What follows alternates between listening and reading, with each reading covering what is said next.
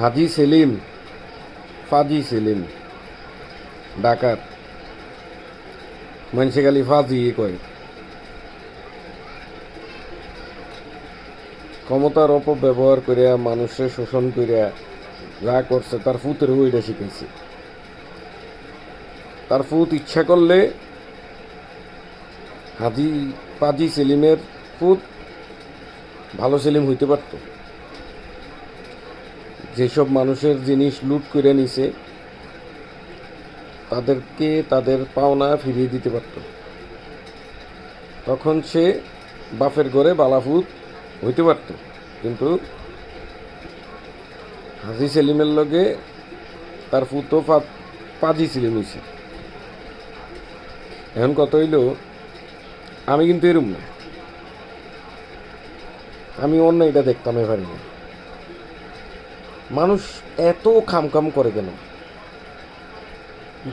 তোমার যদি খাওয়ার ইচ্ছা থাকে তুমি কইরে খাও, করো না, নতুন করে করো। মানুষের করা জিনিসের উপর চোখ দিয়া, এগুলো তো আল্লাহ পছন্দ করে না। আল্লাহ কিন্তু এগুলো পছন্দ করে না। এগুলা কইরা সরকার ধ্বংস হয়েছে, শেখ হাসিনা ধ্বংস হয়েছে।